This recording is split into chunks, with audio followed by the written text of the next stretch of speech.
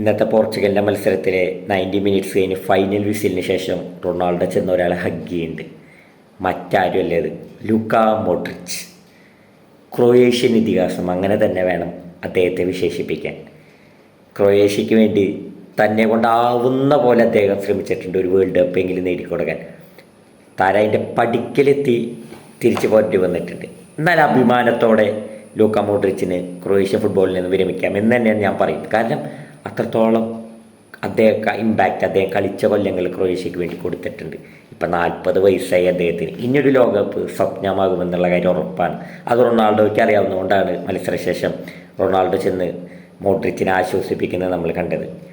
നമുക്കറിയാം മോഡ്രിച്ച് എത്രത്തോളം ഇമ്പാക്റ്റ് മിഡ്ഫീൽഡിൽ ഉണ്ടാക്കുമെന്നുള്ള കാര്യം നമുക്ക് എല്ലാവർക്കും അറിയാം. അപ്പം അതിന് എന്താ പറയുക, ഒരു ഉദാഹരണം കൂടി നമ്മൾ പറയാം. 194 മാച്ചാണ് മോഡ്രിച്ച് ക്രൊയേഷ്യക്ക് വേണ്ടി കളിച്ചിരിക്കുന്നത് ഇതുവരെ മൊത്തത്തിലിട്ടാണ്. അതിൽ 29 ഗോളും 21 അസിസ്റ്റും സ്വന്തം പേരിൽ താരം കുറിച്ച് കഴിഞ്ഞിട്ടുണ്ട്. അതിൽ തന്നെ നമുക്കറിയാം 2018 വേൾഡ് കപ്പിൽ ആ മിഡ്ഫീൽഡ് മജീഷ്യൻ്റെ ബലത്തിലാണ് ക്രൊയേഷ്യ ലോകകപ്പിൽ ആദ്യമായി ഫൈനൽ കളിക്കുന്നത്. അന്ന് ഫ്രാൻസിനോട് പരാജയപ്പെടുകയാണ് ചെയ്തത്. എന്നിരുന്നാലും ആ കൊല്ലത്തെ ബാലൻഡോറായാലും എല്ലാത്തിലും അദ്ദേഹത്തിന് മുന്നിലെത്തിച്ചത് ആ ഒരു എന്താ പറയുക പ്രകടനം, മികച്ച പ്രകടനം തന്നെയായിരുന്നു. ക്രൊയേഷ്യ പോലൊരു കുഞ്ഞ രാജ്യത്തിനെ ഫൈനൽ വരെ വേൾഡ് കപ്പിൽ എത്തിക്കുക എന്ന് പറഞ്ഞാൽ അത് ചില്ലറ കാര്യമില്ല എന്ന് ഫുട്ബോൾ ഫാൻ കാണുന്ന ആർക്കും മനസ്സിലാക്കാവുന്നൊരു കാര്യമുള്ളൂ. അപ്പോൾ ലൂക്ക മോഡ്രിച്ച് അവസാന വേൾഡ് കപ്പ് മത്സരം ഇന്ന് കളിച്ചിരിക്കുകയാണ്. അദ്ദേഹം ഒഫീഷ്യലി പറഞ്ഞിട്ടൊന്നുമില്ല, പക്ഷെ നമുക്കറിയാം ലാസ്റ്റ് ഡാൻസ്. അപ്പോൾ എന്തായാലും താരം വിടവാങ്ങുന്നത് ക്രൊയേഷ്യൻ ഫുട്ബോളിൽ ഉണ്ടാക്കാൻ പോകുന്ന ഒരു അഗാധം ചെറുതൊന്നല്ല എന്നുള്ള കാര്യം നമുക്ക് എല്ലാവർക്കും അറിയാം.